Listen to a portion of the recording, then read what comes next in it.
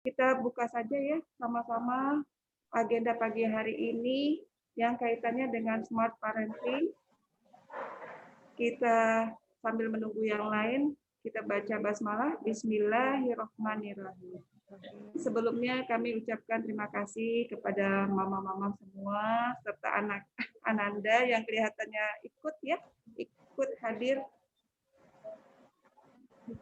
mengikuti Smart Parents ini. Sholawat serta salam kami panjatkan ke baginda besar Rasulullah Nabi Muhammad SAW beserta para pengikutnya. Mama serta anak-anakku yang kami hormati, pagi hari ini Smart Parenting akan kita dengarkan sama-sama melalui narasumber kami yaitu Dr. Nuriahnya Nia. Untuk itu sebelumnya kami mohon kepada Ibu Kepala Sekolah untuk memberikan kata sambutannya. Kepada Ibu Zainifah, SPD, kami persilahkan untuk memberikan kata sambutannya. Silakan Bunda.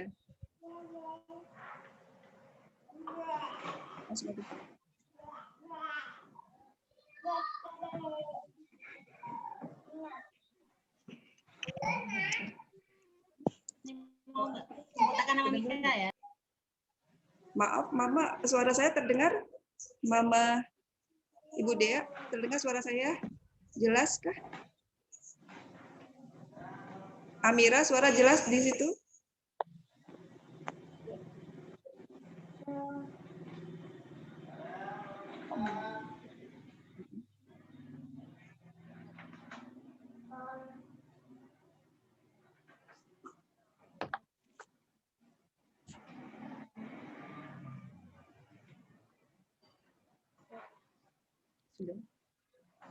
Assalamualaikum warahmatullahi wabarakatuh. Ayah Bunda, apa kabar semuanya hari ini?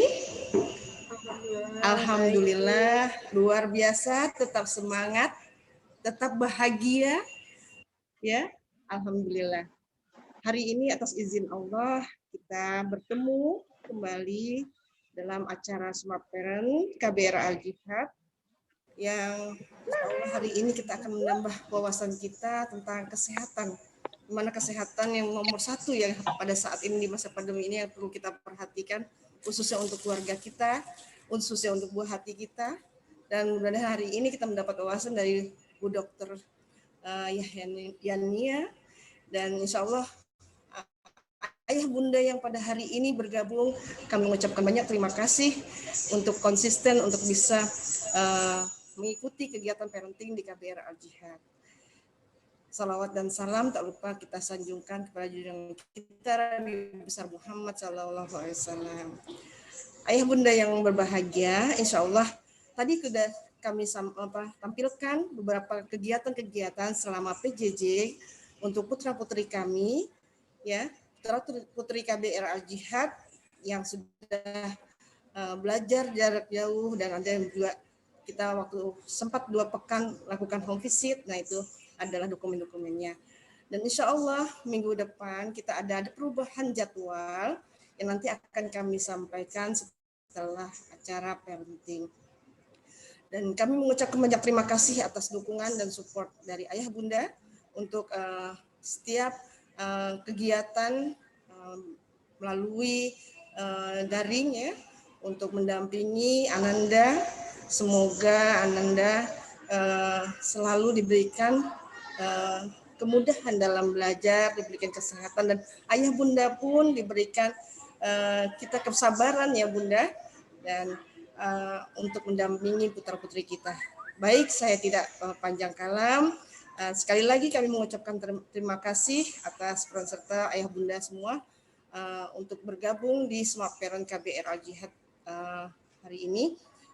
Satu lagi kami ingatkan, insya Allah minggu depan pun kami ada special day untuk bersama kegiatan bersama ayah ya, Ananda dan ayah. Mudah-mudahan ayah bisa menyiapkan waktunya khusus untuk minggu depan bersama Ananda, khususnya di hari Ahad itu kemarin ya, hari Ahad. Nanti hari Minggu itu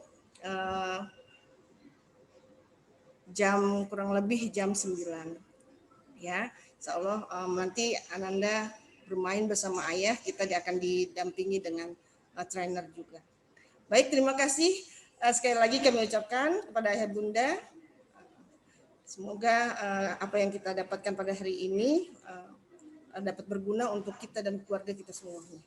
Dari saya kurang lebih, wabillahi taufiq wal hidayah. Wassalamualaikum warahmatullahi wabarakatuh.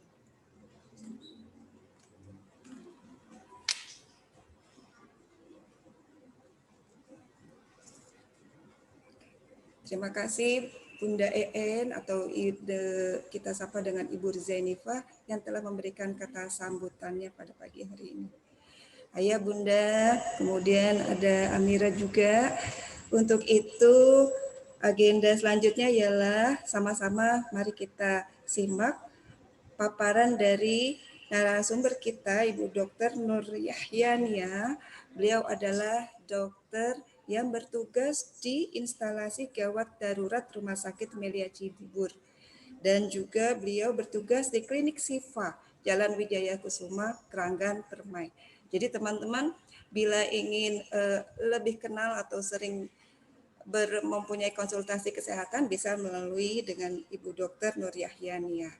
Ayah, Bunda, serta anak-anakku yang Bunda cintai, tema pagi hari ini adalah tema meningkatkan kesehatan keluarga di masa pandemi. Jadi kita semua perlu meningkatkan imun di diri kita masing-masing di dalam cuaca seperti ini, ya. Oleh karena itu, mari sama-sama kita simak paparan beliau yaitu Ibu Dr. Nur Yahyania. Mari silahkan kepada Ibu Dokter, kami persilahkan waktu dan katanya. Ya, monggo Bu. Ya, PowerPoint-nya. Sebentar sayang ya.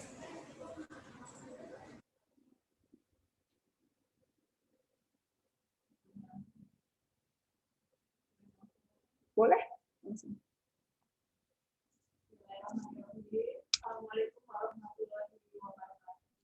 Waalaikumsalam warahmatullahi wabarakatuh.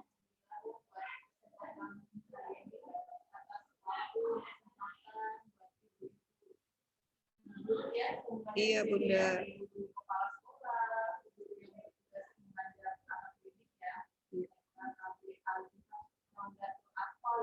Ya.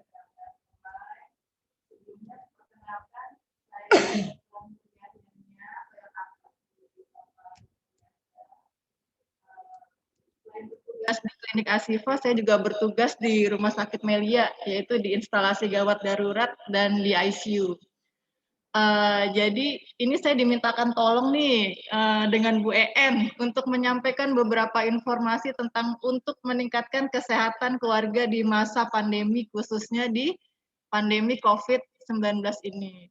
Sebelumnya mungkin akan dibahas ya beberapa ya, buat perkenalan terlebih dahulu atau yang mungkin ada beberapa yang ibu-ibu di sini, buat ibu-ibu di rumah atau bu guru di sini yang mungkin masih sedikit pengetahuannya kurang atau ya belum tahu tentang apa sih COVID-19 itu ya. Kalau anak-anak mungkin taunya COVID-19 itu taunya cuma virus aja ya Bu Guru ya. Virus atau corona mungkin, yang bahasa bekennya orang bilang corona. Kalau anak-anak mungkin dibilang COVID-19, apa sih Mah itu apa? Mungkin pada nggak ngerti ya COVID-19 itu apa. Ya mungkin kita di sini bahasa medisnya dikesampingkan dulu ya. Jadi kita pakai gunakan bahasa sehari-hari, yaitu kita taunya coronavirus nih. Jadi coronavirus ini kan sebenarnya asalnya masih simpang siur. Ada yang bilang dari Cina, ada yang bilang dari Amerika. Nah, itu sebenarnya hanya isu-isu politik yang kita mungkin masih dicari tahu mungkin sumbernya dari mana.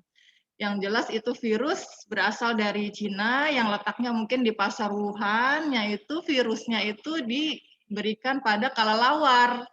Dimakan dagingnya, lalu tertularlah virus itu menjadi virus corona dan menyebar ke seluruh dunia. Nah, kenapa sih itu virus corona kok nyebarnya begitu cepet banget ya sampai banyak yang meninggal, banyak yang tiba-tiba penyakitnya langsung jatuh gitu ya. Sebenarnya virus ini virus apa gitu kok sampai mematikan sekali gitu. Ada yang tahu nggak nih kira-kira nih? Ada yang tahu nggak sebagian nih? Ini semuanya di mute semua nih, nggak ada yang nyala.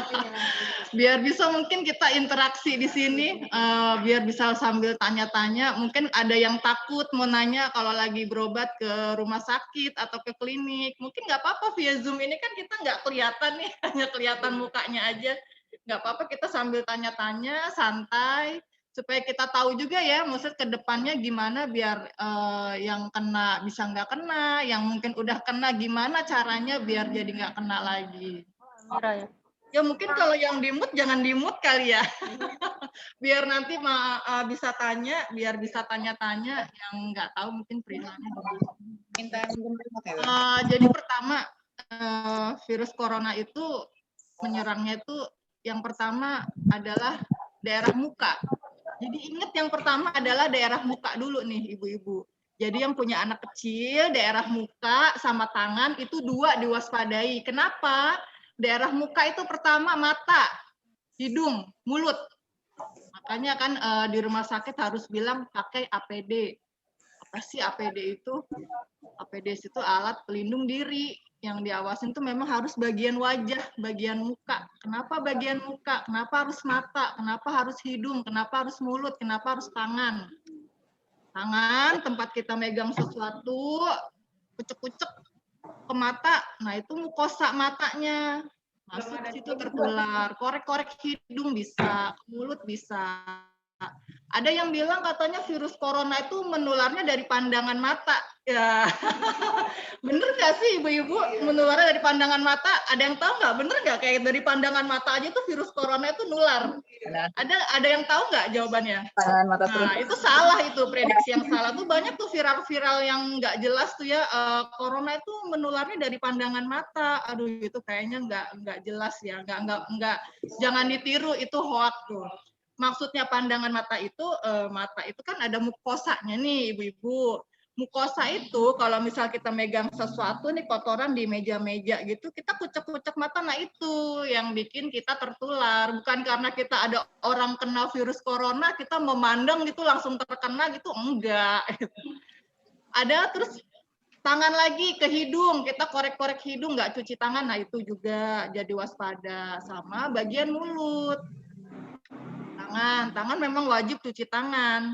Nah, kenapa dibilang social distancing harus 1 meter? Ya karena dari Menteri Kesehatan seluruh dunia sudah sepakat ya, kita itu memang udah syarat gitu, memang harus 1 meter jaraknya. Social distancing 1 meter itu memang virus itu nggak kena. Gitu ya. Tapi tetap kita waspada, sehari-hari kita APD atau pelindung diri daerah muka itu wajib dilindungin, terutama bagian mata, hidung, mulut, dan bagian kedua tangan. Kemudian, nggak ada lagi ya slide-nya ya? Kemana lagi nih?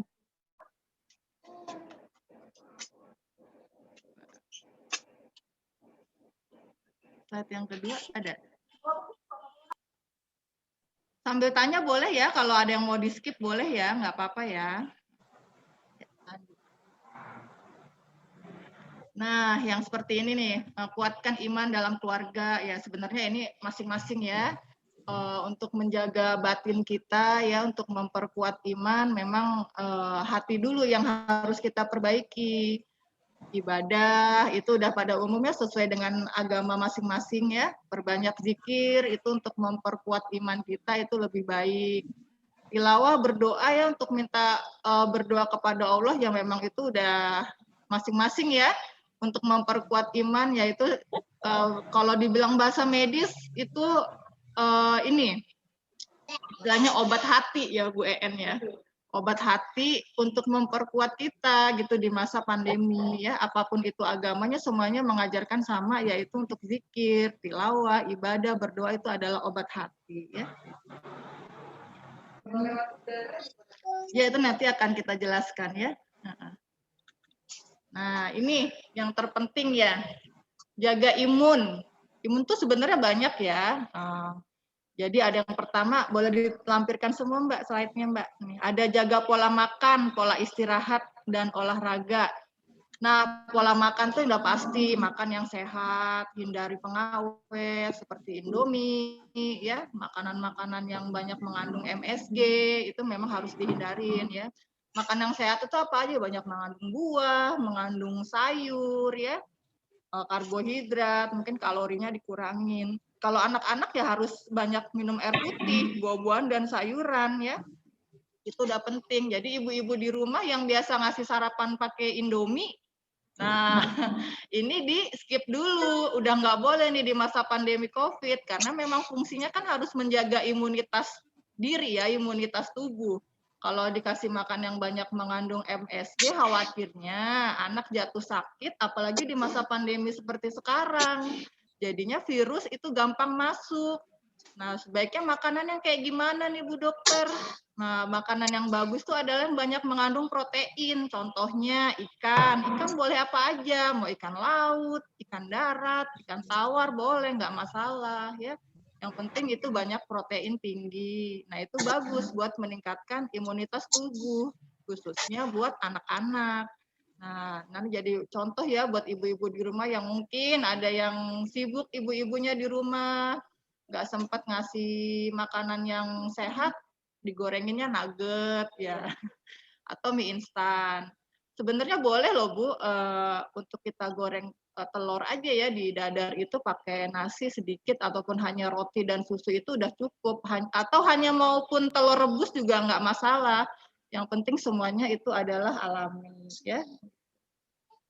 Ya intinya pola makan itu nomor 1. Yang kedua adalah istirahat. Istirahat ini sebenarnya untuk kita semua ya, nggak harus anak-anak dan orang tua ya. Kalau orang tua ya khususnya banyak tidur ya, tidur yang cukup, jangan suka begadang ataupun nonton TV terlalu malam ya, karena di masa pandemi ini kalau kurang tidur pun imunitas akan berkurang. Nah, anak-anak bagaimana cara mensiasatinya? Nah, itu dia jam mainnya mungkin dibatasin. Yang harus jam mainnya berapa jam, yang mungkin di rumah hanya beberapa jam gitu ya. Kalau untuk keluar rumah, wajib pakai masker. Nggak boleh nggak pakai masker. Soalnya banyak tuh orang tua zaman sekarang kayaknya ngelosin aja ya anak-anaknya nggak pakai masker ya. Saya sering tuh lihat di jalanan ya, kayaknya orang tuanya pun cuek. Bahkan kalau kita ingatkan memakai masker tuh malah cenderung lebih lebih galak dan lebih marah gitu ya. Jadi, aduh ya itulah. Kadang kita berpikir inilah pola pikir bangsa kita ya, beda pola pikir, beda mindset, yang pada akhirnya yang hal-hal yang sekecil itu pun mungkin ya dianggapnya itu adalah sebuah masalah yang nggak berarti. Padahal sebenarnya untuk kita mengingatkan sesama memakai masker aja, itu udah bagus loh Bu ya. Pertama kita kan nggak tahu ya, kelihatannya nih sehat nih Bu En, mungkin kelihatannya saya sehat nih ya, tapi kan nggak tahu ya ternyata saya positif misalnya amit-amit gitu ya. Tapi saya nggak pakai masker, Bu En, saya cek aja deh dokter Yahya kayaknya nggak kenapa-napa nih, sehat-sehat aja gitu. Oh nggak bisa gitu. Sekarang kita harus selalu berpikir negatif terhadap semuanya. Jangankan sama teman ya, sama suami sendiri pun kita harus berpikir negatif loh. Karena kita nggak tahu suami juga habis pergi dari mana. Makanya kalau udah habis semua orang masuk ke dalam rumah, itu kita wajib cuci tangan, masuk ke kamar mandi, ganti baju. Nah itu udah pasti, nggak boleh masuk kamar salim dulu. Kalau mungkin dulu salaman dulu kali ya sama suami, salaman dulu, cipika-cipiki dulu. Sekarang udah pandemi memang udah merubah segalanya deh. Udah nggak kayak dulu. Jadi kalau udah keluar rumah jangan salaman dulu, cuci tangan dulu, ganti baju. Baju yang kita udah pakai nih direndam. Pakai deterjen. Cukup 10 menit aja udah hilang itu virus COVID-nya. Ya. Pokoknya itu wajib. Jadi memang virus COVID di masa pandemi ini banyak mengajarkan banyak hal ya. Hal-hal yang pertama ya kita intinya harus banyak menjaga kebersihan, pola hidup, jaga imunitas, ya macam-macam ya kita memang harus seperti itu. Intinya harus selalu menjaga kebersihan ya. Olahraga, olahraga juga nih banyak macam ya. Yang paling penting sekarang olahraga adalah di masa pandemi adalah satu berjemur. Berjemur ini banyak macam berjemur. Ada yang berjemur lama-lama, emang berapa menit sih Bu Dokter kalau mau berjemur tuh kalau lagi olahraga bagusnya gitu.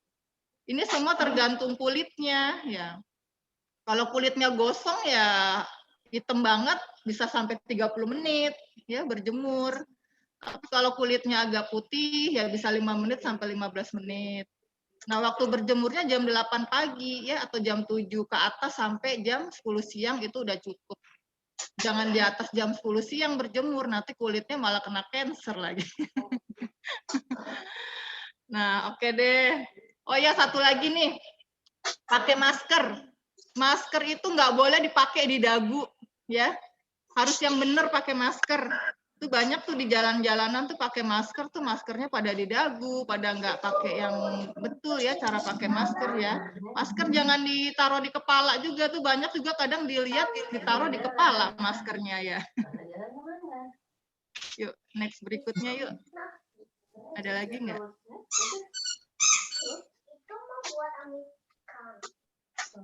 Oh, situ. Apa nih? Oh iya nih, jaga jarak udah pasti ya. Tadi menurut Menteri Kesehatan seluruh dunia itu memang udah syarat ya jaga jaraknya 1 meter ya. Jadi kalau udah 1 meter memang dari penelitian atau referensi yang udah ada itu memang virus COVID itu dia nggak loncat. Jadi virus COVID itu kalau kurang dari 1 meter itu dia memang loncat, tapi kalau lebih dia nggak kena. Ya jaraknya udah kita sama-sama bareng ya sepakat ya 1 meter gitu ya. 1 meter buat social distancing atau jaga jarak. Ya. Untuk cuci tangan, nah wajib nih cuci tangan. Cuci tangan yang bener, jangan cuci tangan begini-begini aja ya. Cuci tangan tuh harus yang bener. Jadi dibasahin dulu pakai air mengalir. Digosok-gosok dulu di kedua tangan, terus punggung, sela-sela, jempol, jari, baru ke pergelangan tangan, baru dikucurin lagi ke air. Jangan cuci tangan pakai sabun udah langsung brek aja udah itu, aduh itu salah cuci tangan tuh malah kayak gitu kumannya nggak mati. Jadi harus bener digosok-gosok tangannya, apalagi kalau habis megang benda-benda yang memang identik itu habis dipegang sama orang lain ya, itu wajib cuci tangannya tuh harus kurang lebih 5 menit aja dia udah cukup gitu. Dan ini ada pakai masker. Pakai masker tadi udah dijelasin sebelumnya, pakai masker ya harus yang baik ya, jangan pakai masker yang nggak benar. Sekarang yang dilarang sama pemerintah ini masker scuba ya. Masker scuba itu nggak boleh. Kenapa? Karena dia bahannya tipis. Jadi dia terbuat dari microfiber.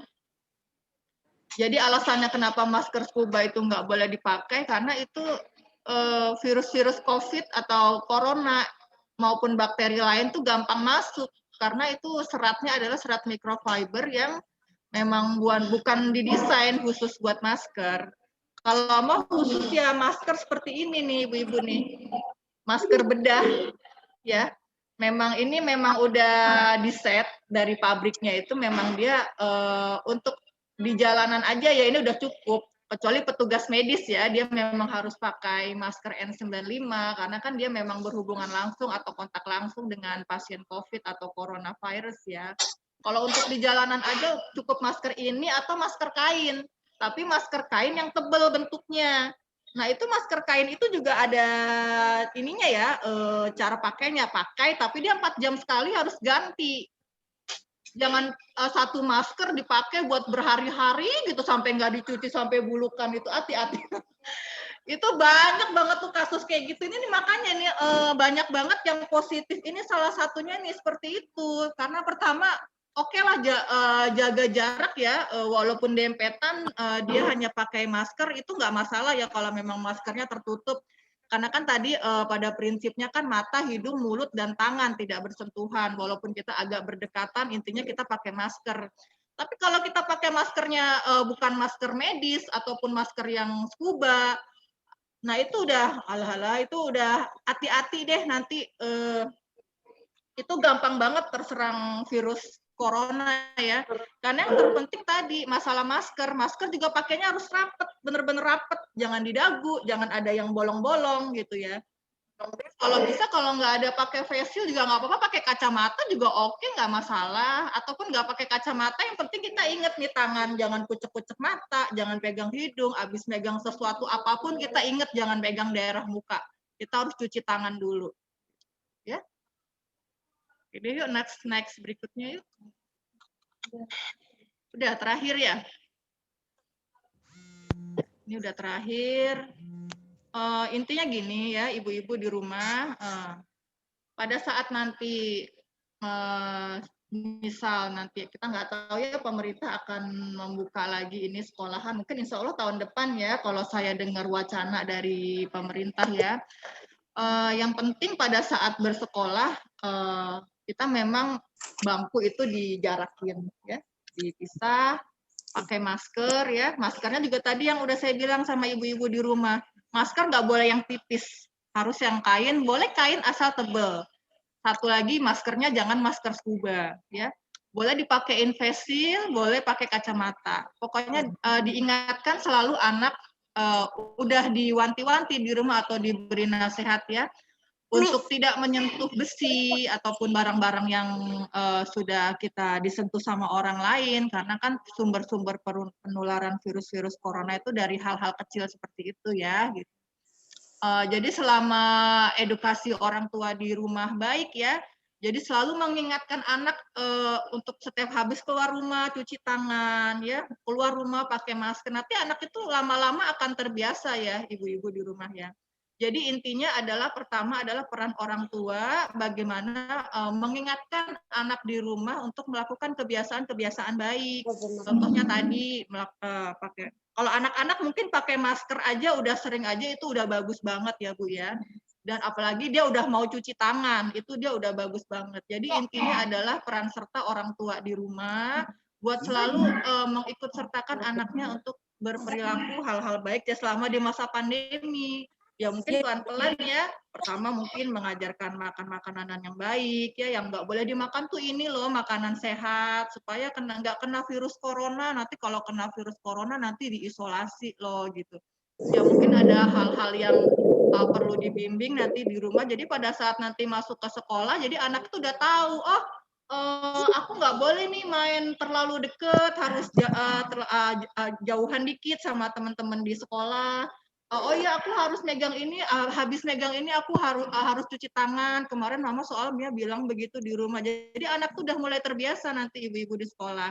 Jadi semoga dengan informasi sekarang ini ya dapat membantu ibu-ibu di rumah ataupun bapak di rumah ya buat nanti lebih lingkungan di dalam rumah itu mungkin dibiasakan untuk selalu memakai masker dan cuci tangan gitu ya. Dan intinya tadi masker yang dipakai juga hati-hati, jangan sampai memakai masker yang tipis ya.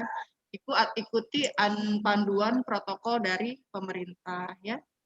Dan satu lagi, ini kan saya lihat kayaknya daerah Cibubur ini sudah diplot-plotkan kan ya, mana zona merah, mana zona hijau gitu ya.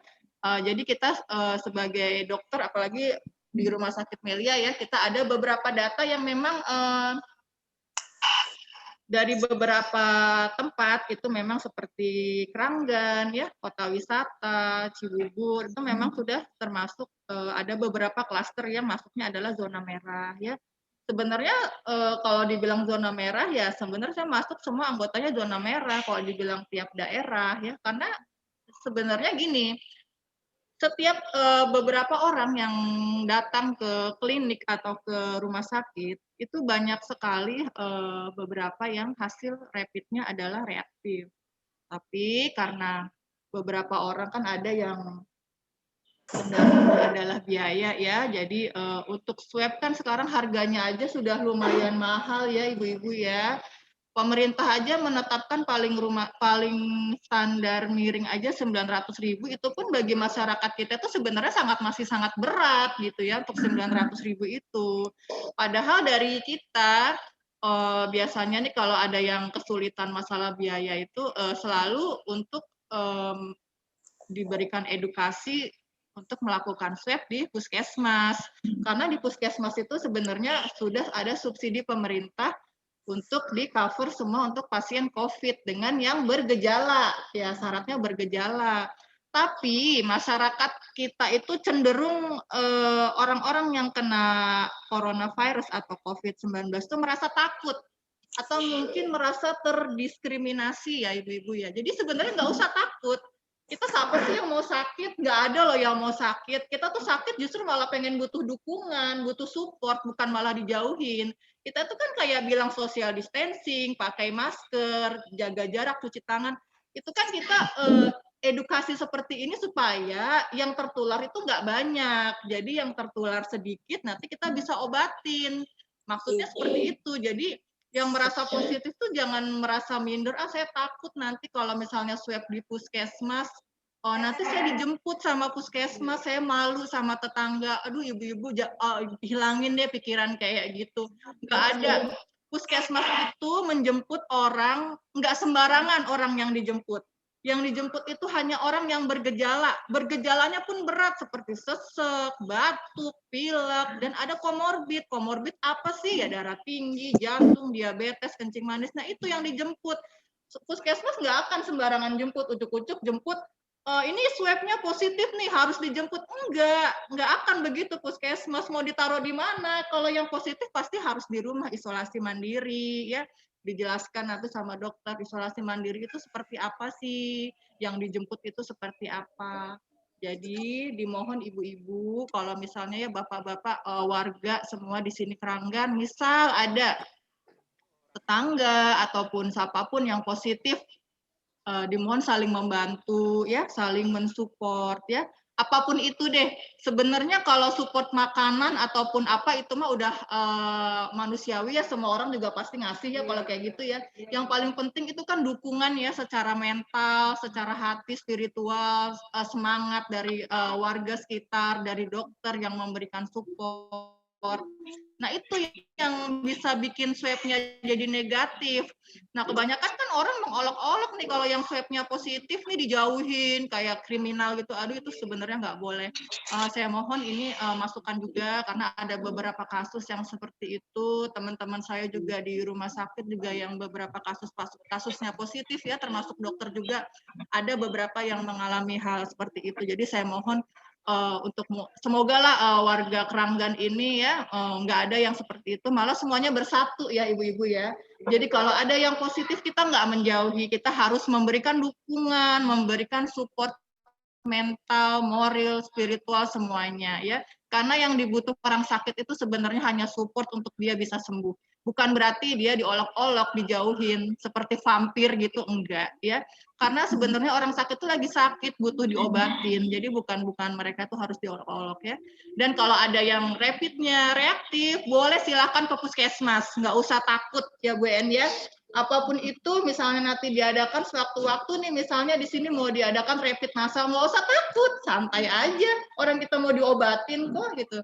Misalnya rapidnya positif, ya langsung aja ke puskesmas, kita minta di swab. Misalnya hasilnya positif atau negatif, nanti biar orang medis yang menangani. Yang jelas tadi dari saya sudah diberikan informasi, apapun itu hasilnya, maupun positif ataupun negatif, itu nggak usah takut. Dan nggak usah takut dijemput sama puskesmas, karena puskesmas juga nggak akan sembarangan ngejemput orang. Nggak mungkin semua orang yang positif swabnya dijemput. Mau ditaruh di mana? Karena rumah sakit juga penuh. Yang dijemput itu hanya yang bergejala. Dan gejalanya tadi, gejalanya itu adalah berat disertai komorbid. Ya, kalaupun nggak ada, sehat, bisa isolasi mandiri di rumah. Tadi yang udah saya jelaskan, jaga pola makan, makanan yang sehat, istirahat teratur, olahraga. Di rumah aja 2 minggu itu udah swabnya negatif. Saya jamin. Banyak minum vitamin, pokoknya nggak usah takut. Semua yang swabnya positif bisa jadi negatif asal ngikutin aturan.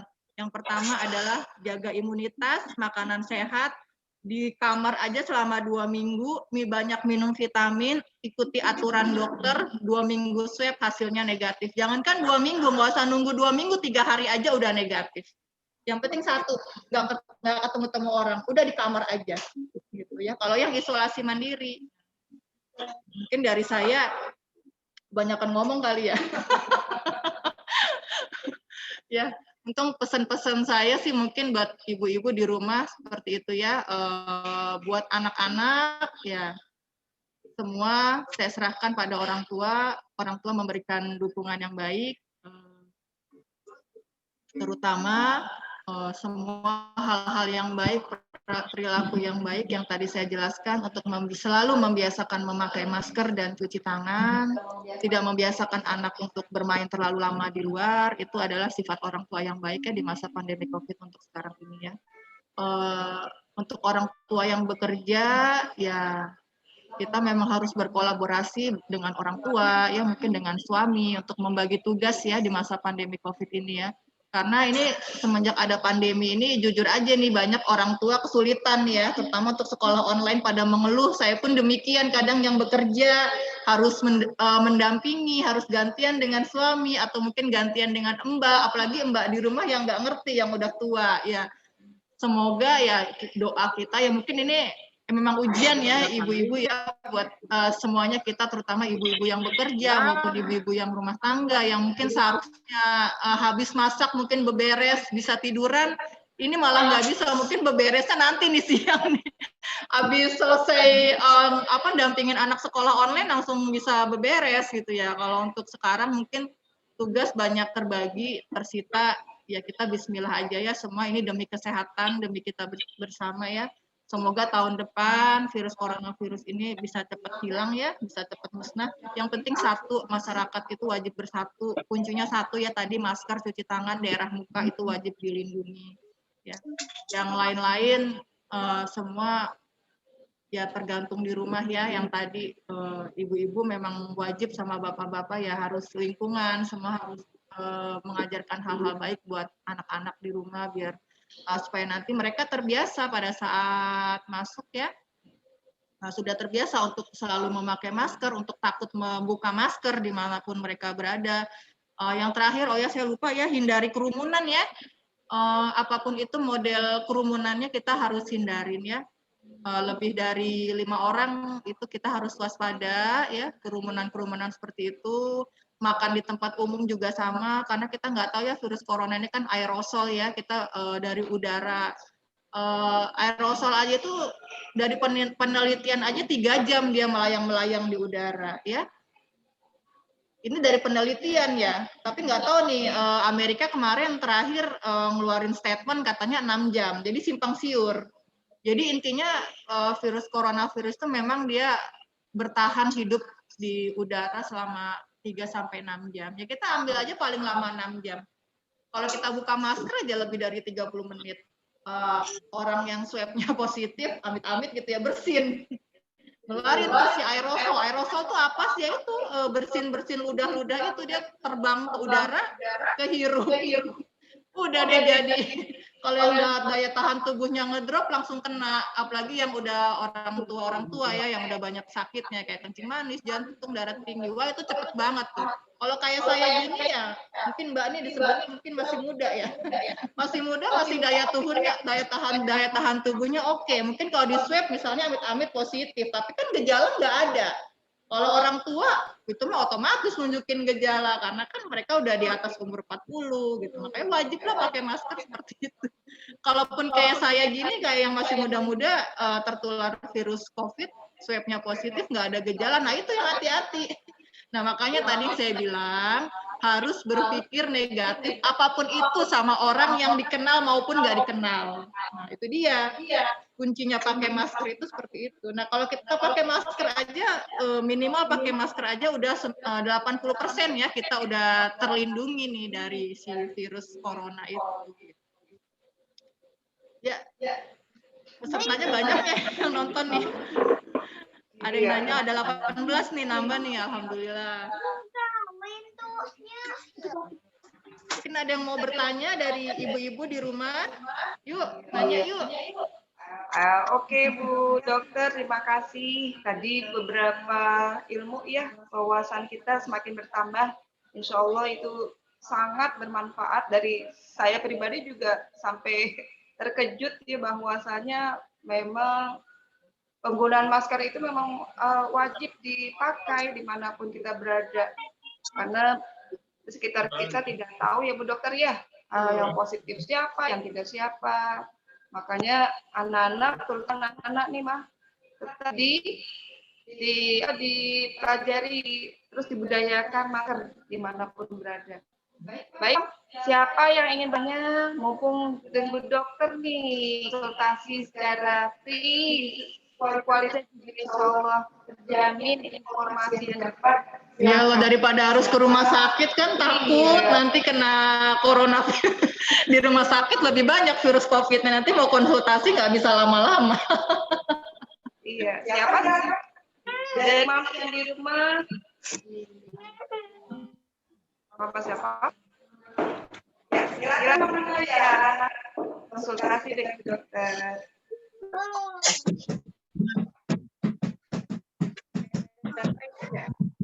Ya.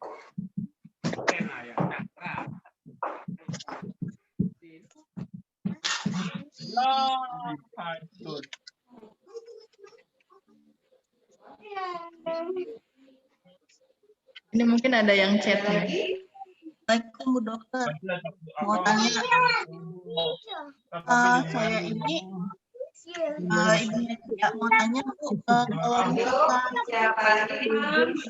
Yo daripada ke klinik loh, ke rumah sakit mau nanya nanti Bu, takut loh, banyak virus nanti pada ketakutan. Ini di sini free loh konsultasi. saya mau nanya Bu Dokter. Saya dulu dok, Boleh silakan Bu. Iya. Ya. Tadi kan Saya ini pola makan Bu Dokter. Kalau saya mau. Oke Bu Dokter, saya mau nanya. Mamanya nanya izin bertanya Bu Dokter. Ya silakan Ibu, silakan. Ya, jadi saya sudah pernah mengikuti tes swab 2 kali dengan metode swab yang berbeda. Yang pertama swab PCR, dan yang kedua swab antigen.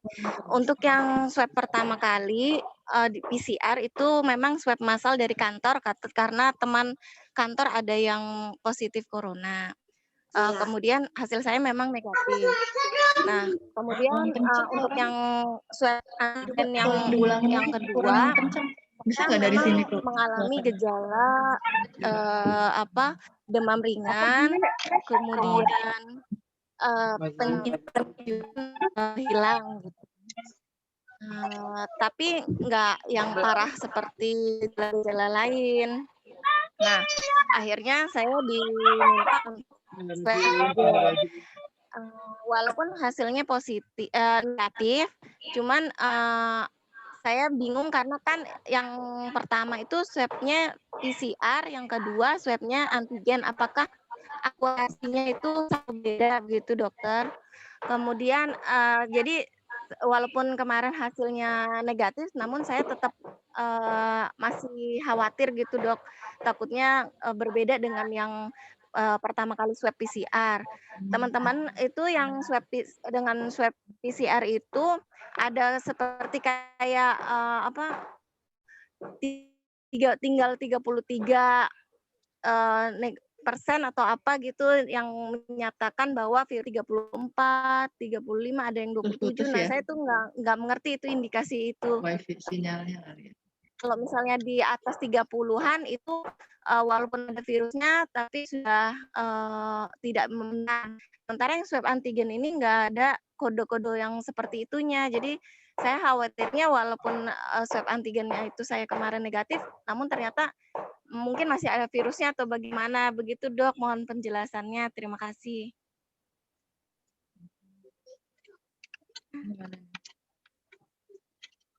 Mama Naya ya tadi yang bertanya ya? Halo? Iya. Ini kalau saya boleh ulang ya, pertanyaannya, ini yang pertama swab-nya itu adalah swab PCR ya. Hasilnya boleh tahu positif atau negatif? Hasilnya negatif. Negatif. Yang kedua adalah rapid gen ya? Rapid gen. Buat antigen ya. Yang kedua pakai antigen ya? Iya, betul. Hasilnya negatif? Iya. Oh Cuman iya, saya ada yang ditanyakan ini gejala perbedaannya ya, maksudnya dari swab PCR sama rapid gen ya akurasinya. Bun ya? Iya, dan Oh apakah iya, akurasinya sama gitu, Dok? oke. Nah, jadi sebenarnya gini, perbedaannya itu hanya di alat ya. Kalau seluruh dunia itu menggunakannya alatnya adalah PCR ya. Yang rapid gen tadi yang Bunda sebutkan itu sama, itu buat mengambil swab juga. Cuma itu alat itu bedanya itu dipakai di Korea, tapi dua-duanya hasilnya akurat sama. Perbedaannya, kalau yang PCR itu ada city value. Jadi nanti kalau yang beberapa orang yang swab-nya positif, nanti dijelaskan di situ city value-nya ada berapa. Biasanya ada yang 26, ada yang 30. Tapi kalau yang swab-nya negatif, di situ nggak dijelaskan city value-nya. Kalau rapid gen, dia memang hanya alatnya kecil. Yang diambil juga swab-nya kan dia dari orofaring, bukan dari nasofaring. Tapi perbedaannya hanya itu tadi dari city value, tapi pada dasarnya sama. Mau gitu ya, Dok. PCR maupun rapid gen itu dua-duanya sama. Intinya hanya pengambilannya aja. Kalau PCR setahu saya ya ada yang di nasofaring, ada yang di orofaring, dua-duanya. Tapi kalau rapid gen itu hanya di orofaring aja. Tapi pada dasarnya prinsipnya sama. Oh, baik, Dok. Berarti hasil kemarin saya bisa yakini gitu ya, Dok ya. Nggak perlu swab PCR lagi ya, Dok. Nggak kedengeran. Halo? Berarti saya tidak perlu swab PCR lagi. Nggak usah, karena kan sudah negatif 2 kali. Kecuali yang pertama itu hasilnya positif, baru nanti yang kedua ada swab berlanjut. Antara yang PCR sama yang swab antigen tuh jaraknya jauh gitu, Dok. Nggak masalah, yang penting keduanya hasilnya negatif. Kecuali yang pertama itu hasilnya adalah positif, jadi wajib untuk swab berkala yang kedua. Oh, baik, Dok. Terima kasih penjelasannya. Ya, semoga sehat ya. Yuk lagi yuk. Amin. Pertanyaan di chat. Ayo, siapa lagi, Ma? Terima kasih sama Naya yang sudah bertanya kepada dokter konsultasi. Mungkin ada lagi. Monggo, silakan. Yang ini ya. Oh, ini dari siapa nih? Dari Nidia Rizana nih. Bunda ya. Ini ibu TK ya. Orang tua murid ya. Yang bertanya nih, Bu, saya mau tanya, saya kulitnya sensitif dengan cairan hand sanitizer dan beberapa jenis sabun. Sedangkan untuk memasuki kantor atau tempat-tempat lain diharuskan mencuci tangan dengan sabun dan hand sanitizer. Apakah mencuci tangan dengan air saja sudah cukup atau bagaimana ya? Nah, sebenarnya gini nih, ibu-ibu, perbedaan hand sanitizer dan cuci tangan adalah pertama, prinsipnya adalah sama-sama membersihkan tangan kita. Kedengeran nggak ya? Prinsipnya adalah sama-sama membersihkan tangan kita dari kuman. Ya, perbedaannya hand sanitizer tuh kita yang mau cepet aja. Kalau yang cuci tangan ya bagusnya memang harus cuci tangan. Cuma kembali lagi kan pada beberapa kulit sensitif. Ada beberapa orang yang mungkin kulitnya nih nggak cocok nih pakai hand sanitizer karena mungkin ada kandungan zat kimia yang membuat kulit itu jadi kering, jadi ngelupas-ngelupas. Ada yang seperti itu. Ada juga mungkin sebaliknya yang sering cuci tangan kulit malah jadi kering karena sering cuci tangan gitu ya. Pada prinsipnya gini, apapun itu jenis sabunnya ya, itu semua jenis sabun maupun sabun baby, sabun apapun ya, sabun Giv, Lux, apapun itu semua udah ada hand sanitizer-nya. Jadi boleh pakai sabun apa aja. Nggak harus sabun Lifebuoy yang ada di TV-TV. Ini mengandung ini loh, membersihkan kuman berapa persen. Enggak. Boleh pakai sabun apa aja. Yang penting itu sabun. Mau pakai Sunlight juga boleh, nggak apa-apa. Yang penting kulitnya cocok sama jenis kulit sabun itu. Nah, kalau hand sanitizer ya itu sebenarnya kesampingan aja. Itu kan sebenarnya bagi petugas-petugas medis aja yang habis periksa pasien ya kita cuci tangan biar cepat pakai hand sanitizer. Nggak mungkin kan kita habis selesai periksa pasien kita pakai cuci tangan lagi karena kan sehari yang diperiksa pasien kan bisa banyak ya, puluhan bahkan ratusan gitu. Jadi sebenarnya hand sanitizer itu dikhususkan buat petugas medis. Tapi karena sekarang sudah dijual bebas ya Ya sebenarnya orang memakainya itu ya, tapi kalau memang terkendala kulitnya sensitif, nggak masalah dengan kita cuci tangan pakai sabun baby pun itu udah membunuh 99,9%.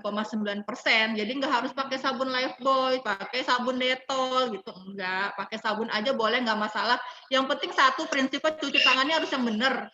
Tadi yang udah jelasin, nggak ucuk-ucuk cuci tangan udah selesai, disabunin cuci tangan udah pergi. Enggak, harus ada cuci tangannya, digosok-gosok, celah jari, jempol, pergelangan tangan. Yang penting prinsipnya cuci tangannya benar. Jadi kumannya mati. Jadi mau pakai sabun apapun bebas. Nah kalau ada yang terkendala masalah hand sanitizer ya boleh cuci tangan. Mau pakai sabun baby, mau pakai sabun apa aja boleh. Yang penting cocok sama jenis sabun tersebut. Ya.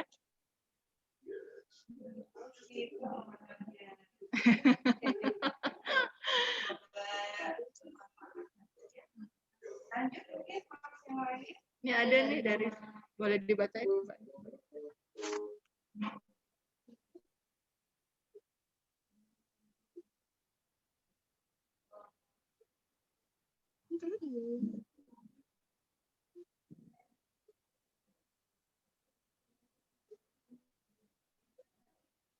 Ya, ada pertanyaan selanjutnya, Dokter.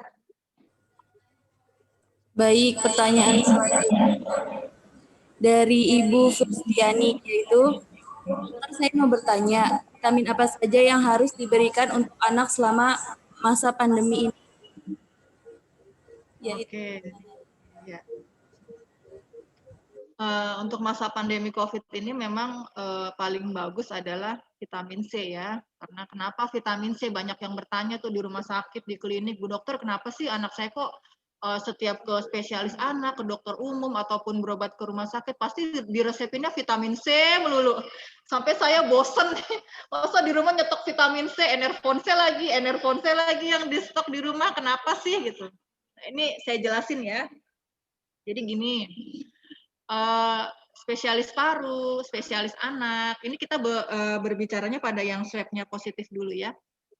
Di rumah sakit yang diisolasi ya, dengan bergejala ya, dengan yang swab-nya positif itu resep-resep yang diberikan oleh beberapa spesialis itu memang wajib diresepkan adalah vitamin C. Dosisnya malah lebih tinggi, adalah 1000 mg yang diinjeksi.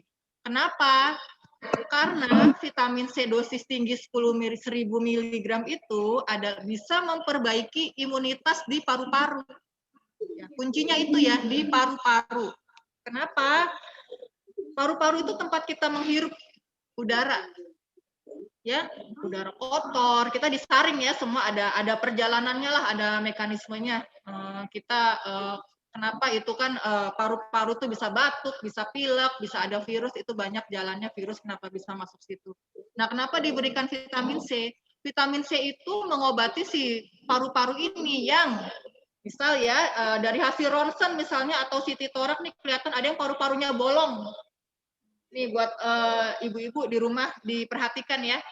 Kita nggak tahu kenapa fungsinya, kenapa sih kita disuruh minum vitamin C, itu tadi fungsinya. Kita nggak tahu keadaan paru-paru kita nih sebenarnya di dalam ini seperti apa. Karena virus COVID itu yang diserang itu adalah saluran pernafasan. Makanya kita wajib minum vitamin C, dosisnya tinggi. Karena itu tadi fungsinya. Kita nggak tahu bentuk paru-paru kita loh setelah nanti kita menghisap virus COVID itu. Kita nggak tahu paru-paru kita bolong, paru-paru kita mungkin udah nempel si virus-virus COVID itu, debu-debu itu. Nah, fungsinya vitamin C itu adalah membersihkan paru-paru itu dari zat-zat yang sifatnya antioksidan ya, justru ya buat si saluran paru-paru. Nah, vitamin C juga yang diberikan juga banyak macamnya. Kalau yang ada sakit lambung, vitamin C mungkin yang aman. Ada beberapa yang vitamin C yang aman ya diberikan untuk sakit lambung yang dijual bebas banyak tuh ya, macam ester C gitu nggak masalah.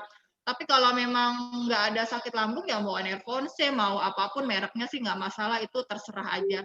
Yang penting memang harus ada isi vitamin C-nya dosis tinggi. Karena fungsinya tadi, vitamin C itu adalah sifatnya antioksidan, yang fungsinya adalah membersihkan zat-zat radioaktif ya minimal ya. Kalau di rumah sakit yang diberikan adalah injeksi. Injeksinya adalah tinggi 1000 mg. karena pasien-pasien yang swabnya positif memang membutuhkan itu untuk membersihkan saluran pernafasan ya. Jadi nggak usah khawatir kalau berlebihan vitamin C ya nanti dikeluarkannya lewat urin ya. Jadi nggak usah khawatir. Nanti saya dosisnya ketinggian Bu Dokter. Enggak. Kalau vitamin C itu asalkan kita minum air putih yang banyak, itu semua dikeluarkan lewat urin ya. Ya. Udah.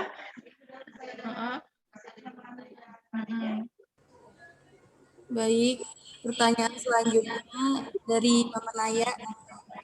Dokter izin tanya lagi, apa benar untuk bayi yang masih menyusui kebal terhadap virus COVID-19 sehingga tidak perlu menggunakan masker bila diajak berpergian? Ya intinya ya kalau udah terkena ya wajib menjaga semuanya. Mau kena mau nggak bisa dibilang nggak bakalan kena lagi.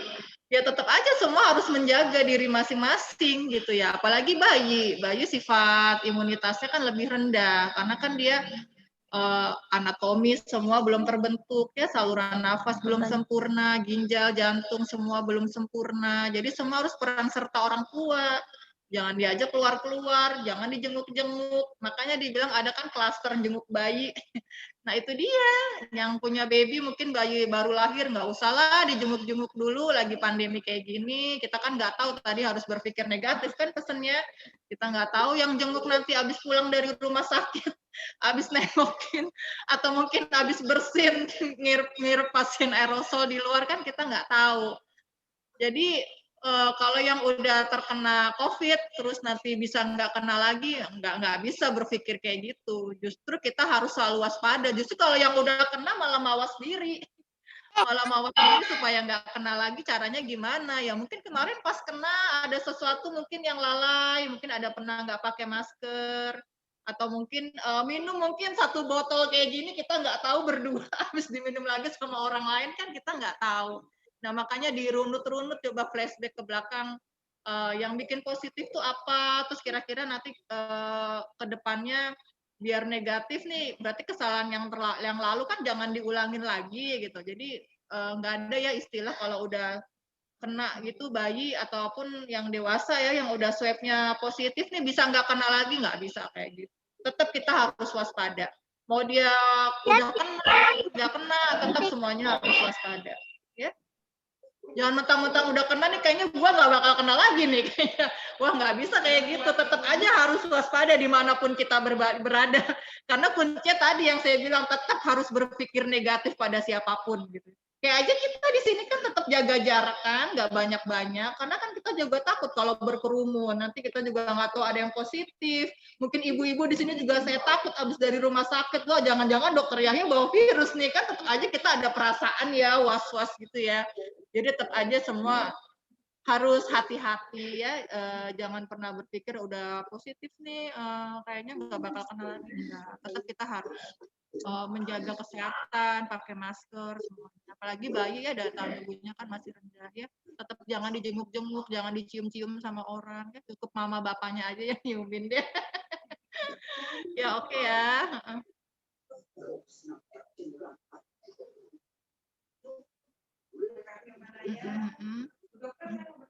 Oh iya silakan. Kaitannya dengan imun, dokter. Kalau anak-anak kan sangat susah ya makan, adalah yang beberapa anak yang susah makan. Sedangkan kita harus memberikan menu yang baik terhadap anak, terutama protein. Mungkin kalau ada saran dari dokter, kalau seandainya anak tersebut tidak terbiasa mengkonsumsi ikan atau itu karena pola makannya masih susah. Adakah saran dari dokter vitamin apa ya selain vitamin C? Terima kasih Bu Dokter. Ya, sebenarnya gini ya, kebiasaan pola makan anak itu kan mencerminkan kalau di kami ya, ini ibu-ibu di rumah jangan tersinggung ya. Jadi kebiasaan pola makan anak tuh mencerminkan bagaimana orang tua. Nah, jadi kalau spesialis gizi ya di rumah sakit itu adalah berbicara seperti itu. Kenapa? Karena kebiasaan orang tua memberikan makanan pada anak, nah itulah orang tuanya. Biasanya begitu. Kadang kan ada istilah ya, ih anaknya kok jorok, gimana sih orang tuanya? Nah pasti nyalainnya ujung-ujungnya pasti orang tuanya. Nggak ada deh yang lain, masa disalahin anaknya, nggak mungkin kan anaknya disalahin. Nah tapi kan kita sekarang lagi berbicara gimana sih biar anak tuh mau makan gitu ya di masa pandemi COVID ini buat meningkatkan sistem imun ya. Caranya satu ya mungkin nggak langsung nih gitu ya, pelan-pelan semuanya proses ya.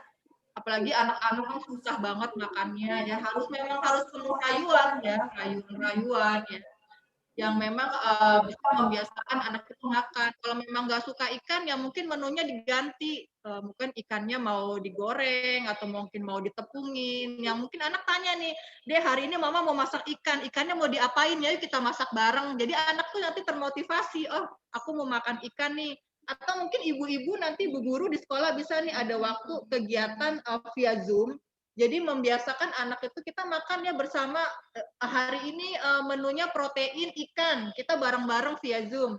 Nanti sambil diedukasi nanti kan, jadi anak tuh semangat, ini ikan tuh baik loh, proteinnya tinggi, bagus buat kesehatan. Biasa kan anak-anak tuh nurutnya sama bu guru tuh dibanding sama ibu-ibunya, dibanding sama orang tuanya di rumah lebih nurut sama gurunya.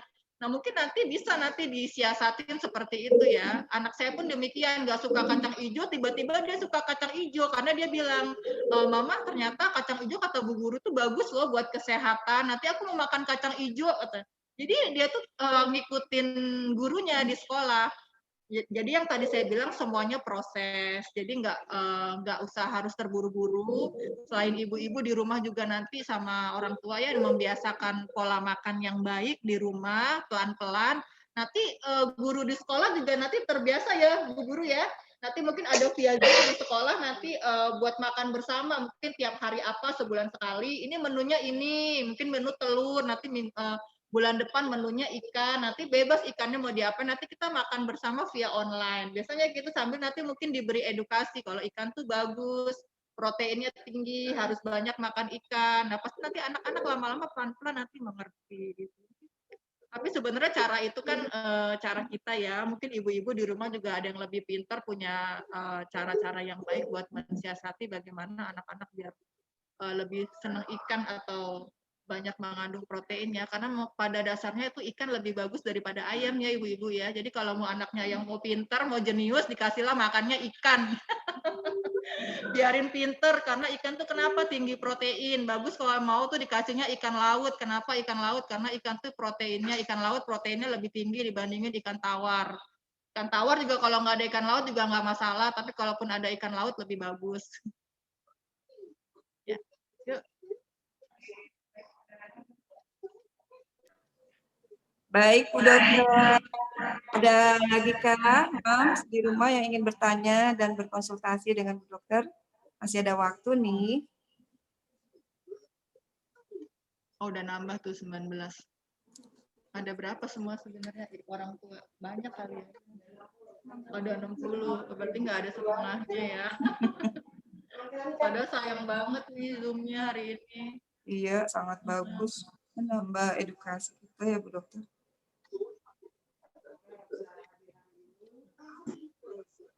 Oh iya.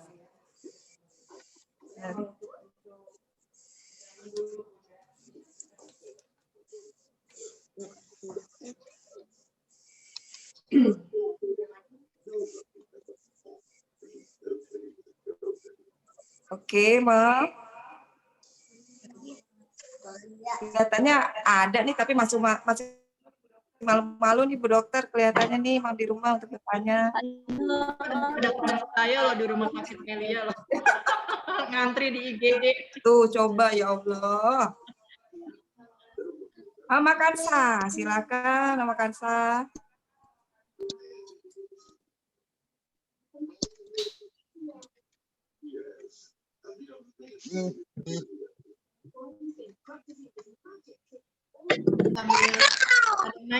Baru ada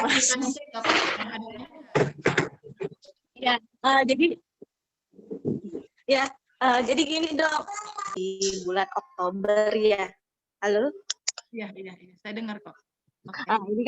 Ini kan udah bulan Oktober ya. Kalau menurut ada yang mau saya tanyain beberapa.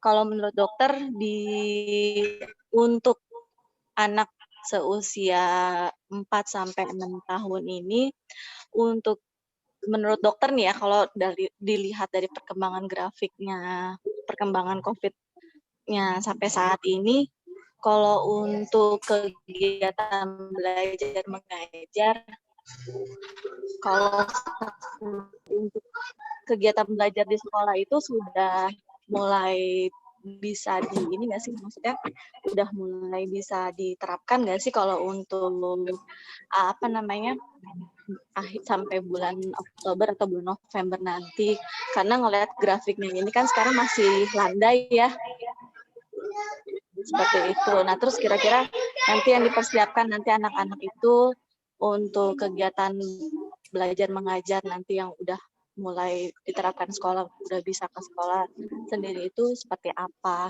Seperti itu dokter. Karena kan ini kan karena ngelihat apa namanya perkembangan COVID sekarang kan masih grafiknya masih landai ya, kalau saya lihat dari ini siapa namanya grafik yang ada di kementerian. Nah itu kalau menurut dokter, dari sisi dokter seperti apa gitu aja sih. Karena kan ini agak worry juga kan, namanya imunitas anak kan masih belum terbentuk dengan sempurna untuk saat ini gitu. Itu aja dok, terima kasih. Tapi rencananya dari Asia sendiri ada kapan? Masih belum ada ya?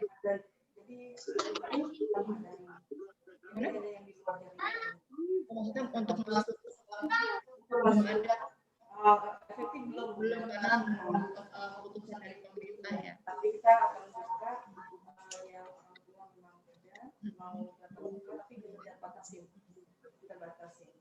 Kegiatannya apa? Ada kompisnya, ada yang sekolah, cuma maksimal 3. Ini ibu ini kan bertanya nih. Menurut saya, kalau ini mama Bunda Tutsi dan Bunda di Al-Jihad nggak cuma mau tanya aja sih dari segi semua murid untuk masuk sekolah, maksudnya seperti sedia kala ya, normal lagi ya memang belum bisa ya. Karena kalau memang udah benar-benar full sekolah itu kan pasti yang tadi saya bilang kerumunan ya. Kerumunan, dan ibu guru kan pasti ngajarnya kesulitan tuh pakai masker ya, pakai face shield. Kalaupun mau dibuka maskernya nanti aerosol. Kita nggak tahu lagi ya. Apalagi kan kita sekarang banyak nonton infotainment, ya sebenarnya dari berita juga banyak bohongnya, kita nggak tahu. Sebenarnya yang dibilang di TV ini mungkin 1.000, apa mungkin 2 kalinya 1.000 kan, kita juga nggak tahu, karena yang di rumah sakit ataupun yang di klinik ini yang saya temuin kan relatif banyak, tapi mungkin tidak terdata gitu. Nah yang tidak terdata ini yang mungkin tidak dihitung, yang tidak tahu gitu ya. Kalaupun nanti memang misal ya, kalau saya sih saran ya harusnya sih ada peran serta pemerintah ya, Bu Guru ya. Kalau memang wajib nih seluruh Indonesia mau menormalkan kembali ya fasilitas sekolah, ya mungkin syaratnya memang semua guru tuh harus di swab, bukan di rapid lagi, karena yang paling penting itu kan diagnosa pastinya adalah di swab. Tapi kan semuanya ada tergantung subsidi ataupun biaya, karena itu kan semua tergantung dari pemerintah gitu kan, nggak mungkin tergantung dari sekolahan gitu kan, sekolah kan semua ngikutin pemerintah gitu kan. Jadi ya kalau saya ya memang belum boleh ya Bu, karena memang sekarang grafiknya kan sudah lumayan tinggi. Kita sekarang berbicara yang positif aja udah hampir yang nggak ketahuan, gimana yang negatif. Kalaupun memang mau tetap, tapi kan tetap sekolah ini harus tetap berjalan. Cuma disiasatinnya kan tadi ya Bu ya sama dengan di tempat saya juga. Jadi disiasatinnya tadi dengan home visit. Home visitnya ke rumah orang tua, ya, ke rumah orang tua, atau mungkin diadakan kegiatan mengajar yang orang tuanya berkenan, yang tadi dibatasin cuma berapa orang juga itu oke, nggak masalah. Yang penting kan sifatnya satu, nggak kerumunan. Ya, tidak berkerumun, jaga jarak, pakai masker, pakai face shield. Semua yang datang ke rumah juga Bu Guru juga semua juga sama, wajib pakai masker, pakai face shield, kacamata, dan nanti yang menjemput di rumah juga tetap wajib pakai masker, cuma protokol kesehatannya jalan gitu ya maksudnya. Dan untuk nanti misalnya mau dimasukkan lagi, dinormalkan seperti sedia kala ya, kalau saya sih saran ya, kalau mungkin saya beri saran untuk di swab massal ya nggak mungkin lah ya. Nanti saya bisa diserbu orang. Ya itu semua kan tergantung pemerintah. Kalau saya saran kan namanya sebagai rakyat biasa kan maunya gitu. Supaya aman kan semuanya ketahuan, oh ini yang positif, yang negatif bisa disingkirkan, bisa diobatin, jadi kan enak kita bersekolah semuanya. Tapi kan nggak mungkin tuh semuanya kayak gitu. Nanti tiba-tiba ada yang udah di swab, hasilnya ketahuan yang negatifnya udah seneng, tiba-tiba negatif jalan-jalan lagi keluar daerah, kan sama aja sebenarnya, itu semua nggak menjanjikan. Semua itu harus yang optimal, karena sebenarnya kan yang optimal tuh yang negatif itu kita singkirkan, kita obatin, sebenarnya begitu. Cuma kan anggapan orang kan sekarang berpikirnya negatif, yang swab-nya negatif, padahal semuanya nggak semua seperti itu. Jadi ya semuanya tergantung pemerintah ya, Ibu. Tergantung pemerintah dan tergantung kita sendiri juga ya sebagai rakyat ya. Kita harus tetap patuh nih sama protokol kesehatan pemerintah yang bilang jangan nyeleneng pakai masker, nggak cuci tangan, terus banyak berkerumun sama orang ya. Nah itu yang khawatir ya. Karena masyarakat Keranggan nih hampir sebagian besar nih banyak ya. Saya cuma mau bilang aja, cuma kadang pakai masker aja saya ngingetin aja kita yang disemprot gitu.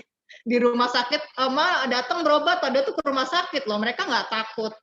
Mana maskernya gitu, saya kan buru-buru, jadi saya lupa pakai masker loh. Berarti kan memang terbiasa mereka nggak pakai masker.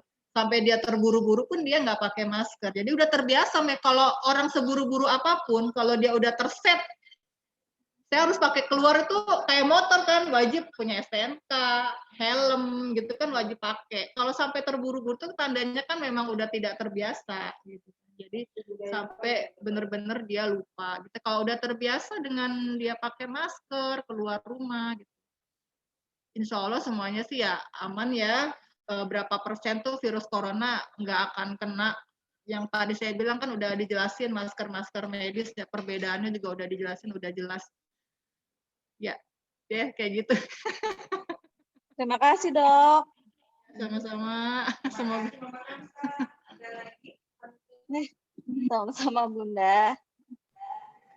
Terima kasih Bapak Kansa yang telah berkonsultasi dengan dokter. Ada lagi kah Mama yang ingin bertanya? Silakan.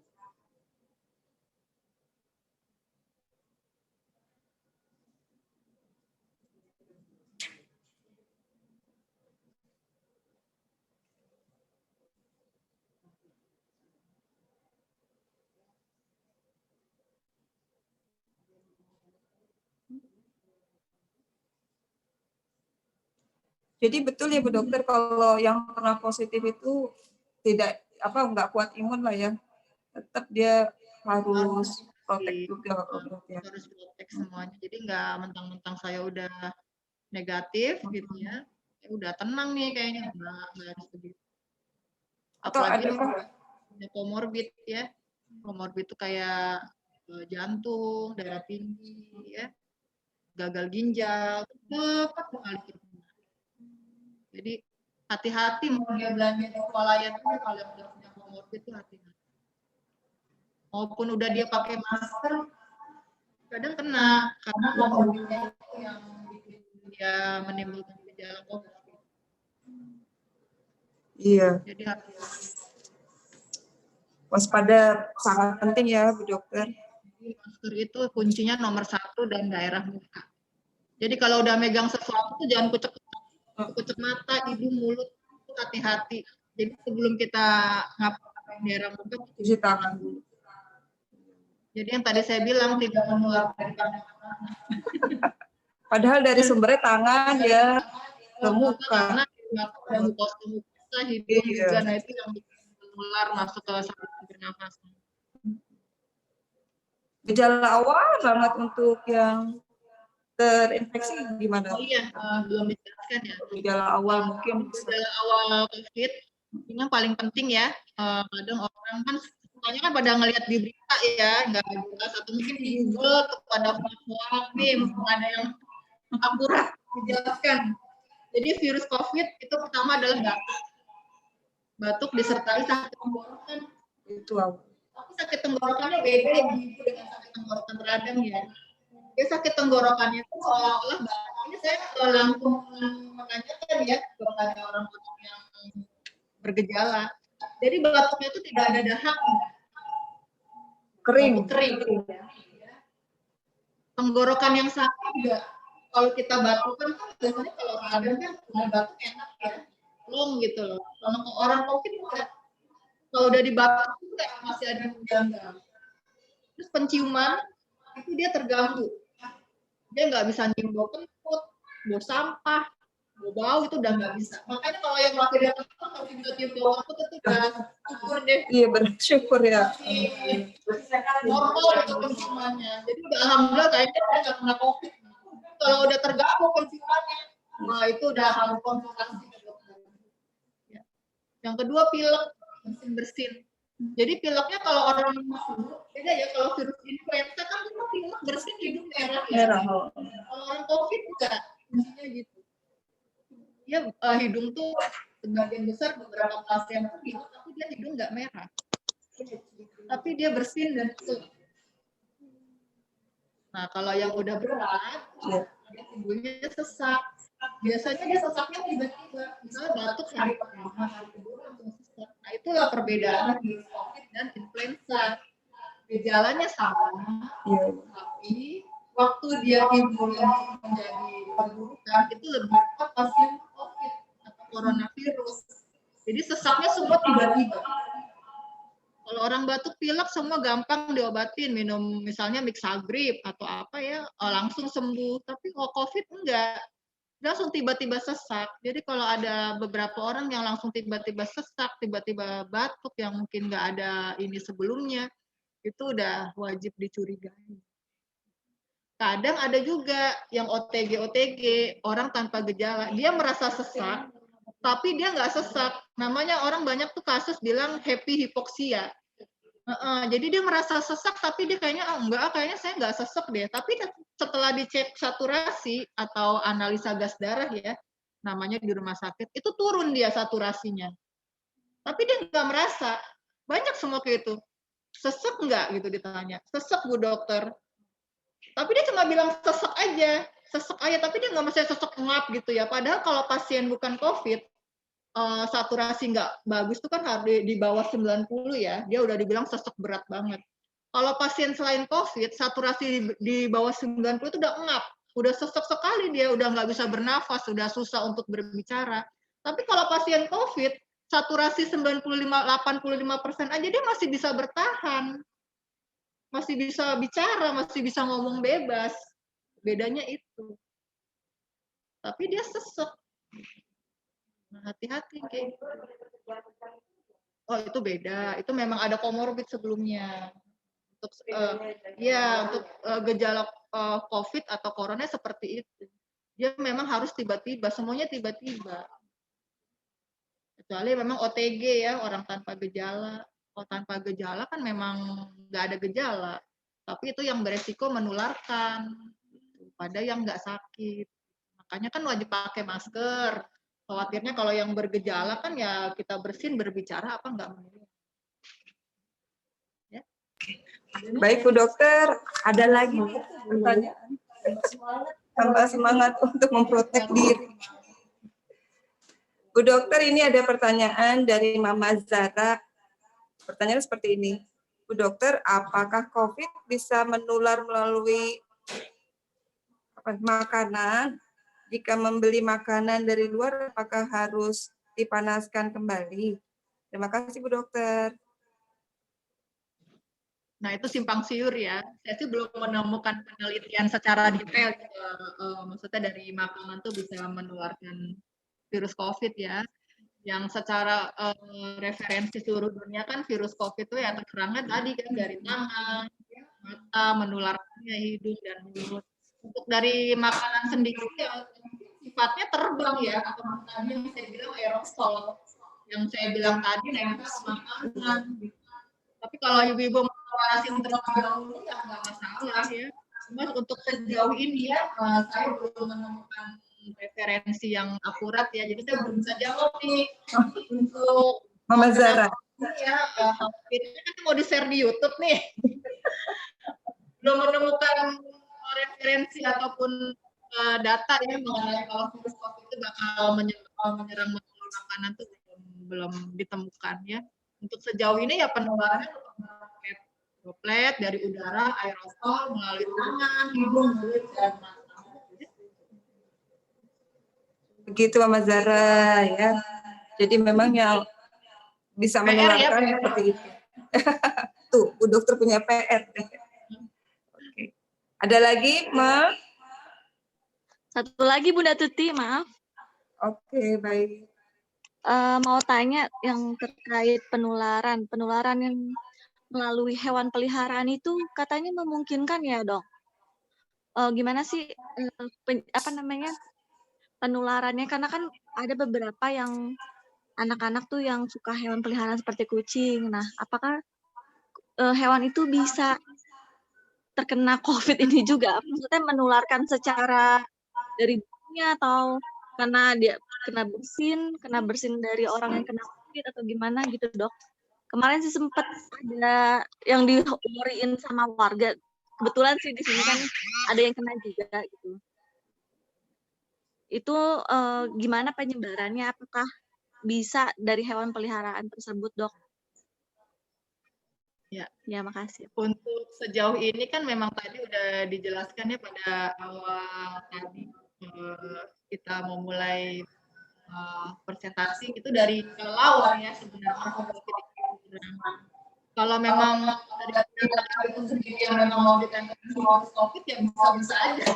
Dari hidungnya mungkin dari mulutnya, tapi selama binatang itu yang baik-baik aja sehat ya nggak masalah. Jadi sampai sekarang juga belum ada referensi ya kalau dari binatang kucing ataupun mungkin hewan-hewan lain gitu ya dapat menimbulkan virus COVID itu belum ada referensi. Yang kita tahu ya memang virus COVID itu kan menyerangnya dari hewan, tapi hewannya itu kan udah ditunjuk. Si hewan itu adalah kelelawar.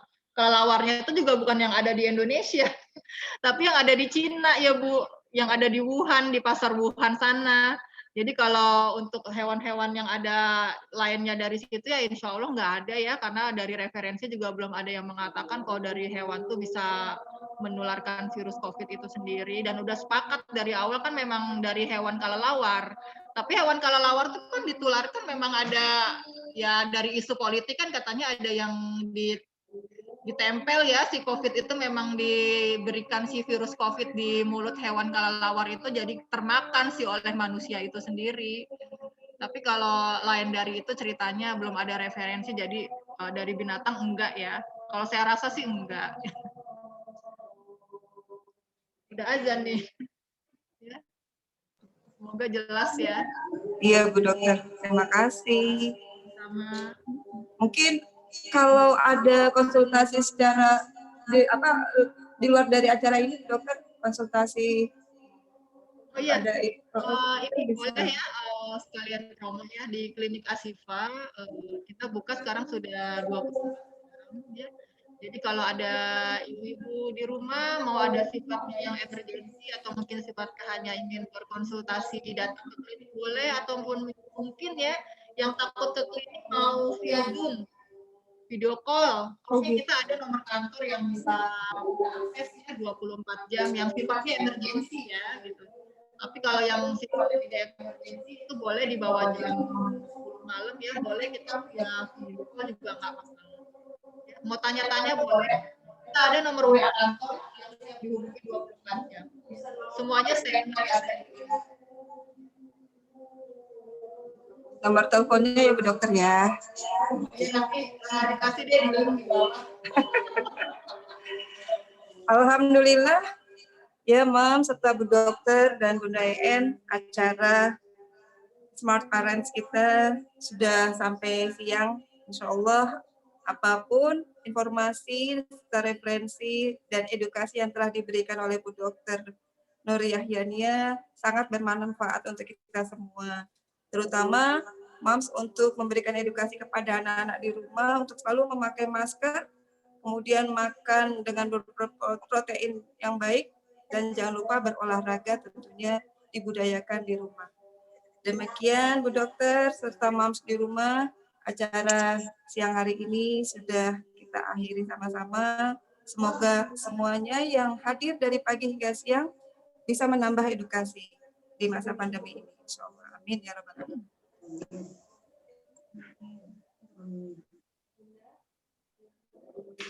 Bunda,